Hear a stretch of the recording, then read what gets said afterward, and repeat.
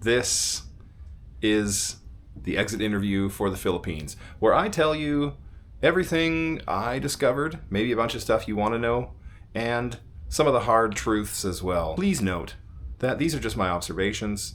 These are not generalizations about every Filipino person ever in the world. This is just from the perspective of someone who's only been to the country for 2 months. So come at me in the comments if you want, but keep in mind, we had a great time overall. We loved the Philippines. There's always frustrations as someone from a different place. Let's first of all launch right into the positives, of which there are many. Overall, the Philippines has warm, friendly people, lovely, kind people everywhere we went. They have chill attitudes and really relaxed approaches to daily life, it seems.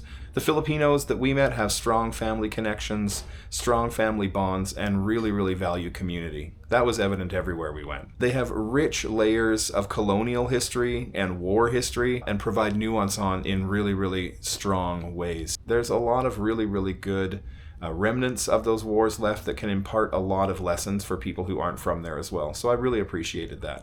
There were a lot of affordable accommodations. There were great ferry systems linking all the islands. Transport, accommodation, relatively cheap, quite accessible, and even though some of it takes a little while, you get there.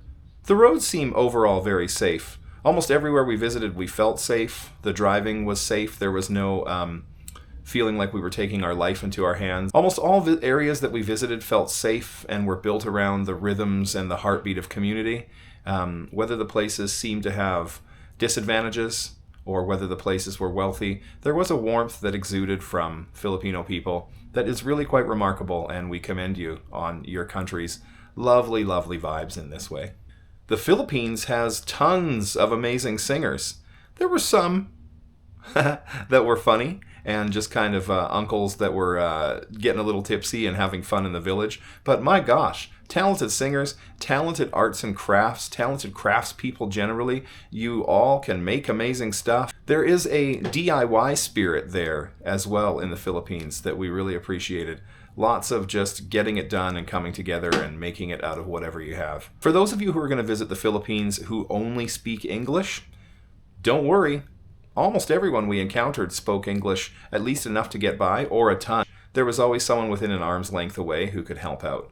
Now, of course, it's always nice when you go to someone's country to learn a few words of their language and do the best you can, but there are a diverse amount of languages in Philippines to learn.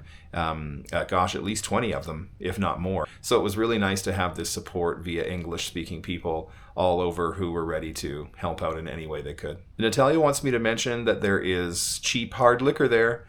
A bottle of Tandoy rum was barely $2, but overall, quite inexpensive and readily available. So if you like to have a drink or two, Philippines has got you covered. Another thing that really struck me was how little high-pressure sales there were. There wasn't a whole lot of people following you, getting in your face, taking up your personal space.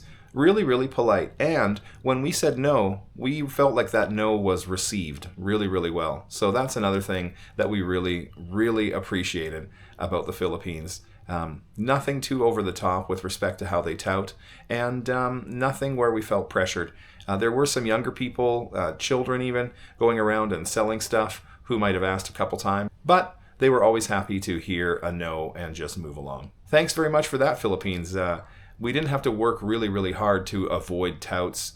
You just simply said no, and the people shuffled along. The Philippines has a lot of dishes with meat. Given that they're a meat-eating, meat-dominant society, I must convey my shock as to how little, as in never, we got teased or bothered for being vegan. It was simply accepted. I really found that refreshing. Compared to places that will try to sell you on the virtues of meat. That's the one thing in my life that's remained very constant and that I really truly believe in. So you're not going to change it, but people do try. So not even in the realm of snide comments, snippy comments, anything, nothing berating us. Not once, just we are able to or we don't. A couple people were curious as to why. They heard my reasons and went, oh, cool, interesting. And that underscores innate qualities that Filipino people seem to have. They're warm. They're supportive. It just generally feels very kind there in the Philippines. In a country that consumes so much flesh, of course, my message is always to take that wonderful compassion that lives inside of you all, that we felt from us to humans, and try to extend it to other individuals around you who are not human, but who can still feel pain and discomfort. It's time to go on to the negatives. These are just things that we experienced that we saw a bit of a pattern of. We noticed the cost of groceries and tours and just the general cost of living there were much higher than usual in other Southeast Asian countries. Many items were as much or more than home. There is a general lack of fresh fruit and vegetables there. Stock was fairly limited, or it was starting to turn a lot of times depending on where you were. In big, busy tourist areas where that stuff can be snapped up and consumed, there was more choice. But Filipino people don't prefer to eat fresh raw vegetables or vegetable-heavy foods in their traditional diet, so you're not going to find it as much as you might other places. And while we're discussing food, it can be tough for a vegan or vegetarian to find consistent options there that aren't sort of from a package like ramen noodles or other sort of pre-packaged sort of canned goods. We did the best we could, and a lot of it was still delicious, and there was still lots of amazing vegan options and vegan restaurants, but there would be sort of periods in between us moving to other more touristy places where it became difficult. And even folks we spoke to from other countries who do consume the flesh of animals for whatever reason, found the food maybe a bit salty or a bit sweet when it was unexpected. Much of the traditional cuisine is based on meat, egg, and rice. Now, I know I discussed the chill vibes as a positive, and it generally is. However, there was a pattern that we noticed that was at times uncomfortable. Kind of a pinch point we encountered when we were here is the hands-off customer service approach. Expect most of those requests to be thrown back at you and just kind of met with indifference, or what at least feels like indifference. And I feel like owners and bosses of businesses must not give workers any power at all, because no one felt motivated to ever really do too much to extend themselves, and it felt like this was underpinned by fear. So while I don't blame the workers, it can be pretty frustrating. Any folks that have a job here, even folks working as a cashier at a grocery store, need post-secondary. And yet the workers seem to be, from what I understand, extremely underpaid given their level of schooling and the type of tasks that they're doing. Some people making less than $10 Canadian a day for a job that would still be a minimum wage job at home, but not be that drastically underpaid. So please know that I'm not shitting on my fellow laborers around the world. We're all doing what we can, but it just feels like there's an extra disparity of power that motivates them to do nothing if they can to fix the problem for worry that they might get fired. At least that's my estimation of it. You can tell me in the comments if I'm wrong on that, but it did feel like that, and I'll give some examples. We were going through the airport to catch a flight, and in a basket they had labeled 50% off hopia, ube hopia, and these ones happened to be vegan.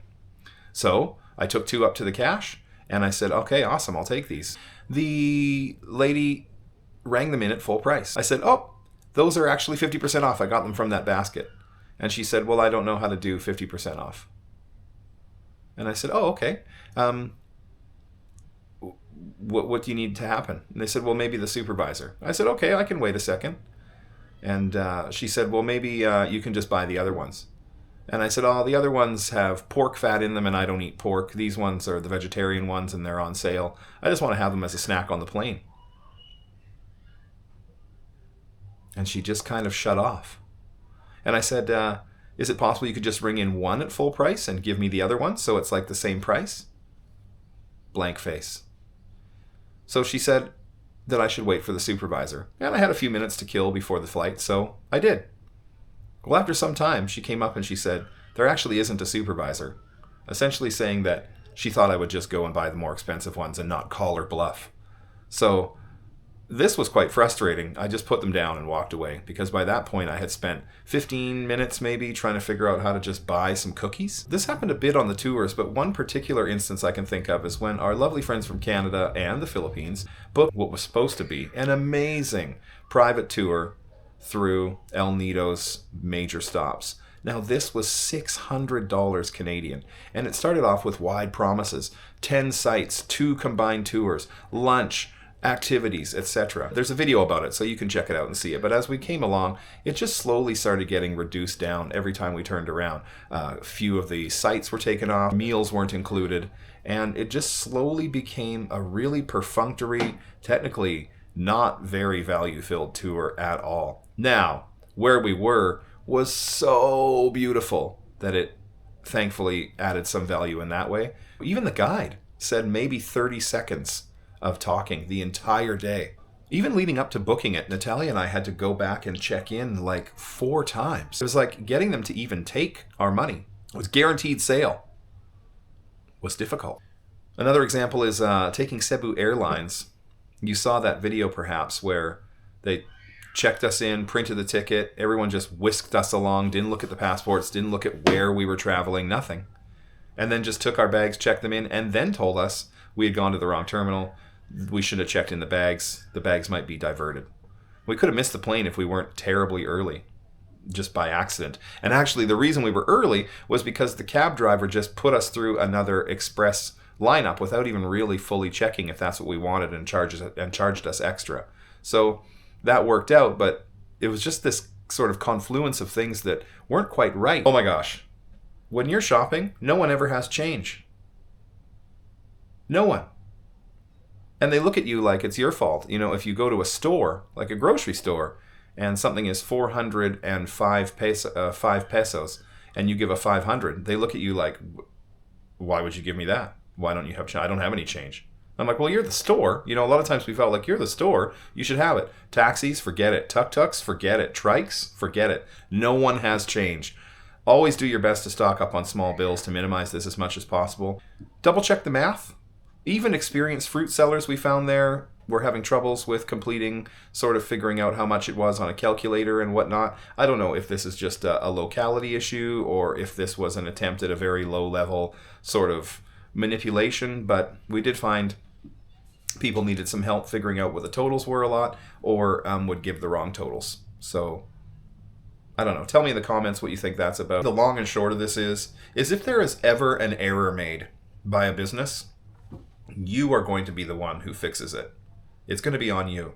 I think a lot of this comes down to this sort of chill, non-confrontational, sort of Catholicism-infused vibe. It can be very nice, but when you really need some proactive action, you may not get it. And the expectation seems to be that you just accept whatever the raw deal is and move on. I will say tempering expectations is huge because a lot of things don't turn out the way they're initially offered. There's also a lot of hidden fees on the tours, more so than usual. One thing I can think of in this regard is recently going on a tour where the tour itself was about $75 a person for the whole day. And kayak rental, which ended up being maybe between an hour and a half for the whole day, was charged at over $40 and just kind of sprung on you as you're already leaving. I didn't like that. And when you put up a resistance to any charges, even if it's civil, if it's calm, you make your point gently, it's hard to get anything in the form of acknowledgement at all, other than just sort of a smile or a bashful look, or most often the person just completely shutting off. Another item in the negative category is some stuff around animal welfare issues and just the general treatment of animals in the Philippines. Now, I know poverty and socioeconomic status plays a huge part in this. I'm able to make choices from a base of privilege, but this isn't quite what I'm talking about. Cockfighting is legal here, so you have to see evidence of that everywhere. Sickly cats and dogs are everywhere. Even animals that people are caring for as companion animals are often kept in conditions that are objectionable, either caged directly out in full sun. We saw guinea pigs kind of put up in like a corner of a roof, just with nothing, that kind of just standing there on a slanted cage with like a wire bottom, not proper substrate.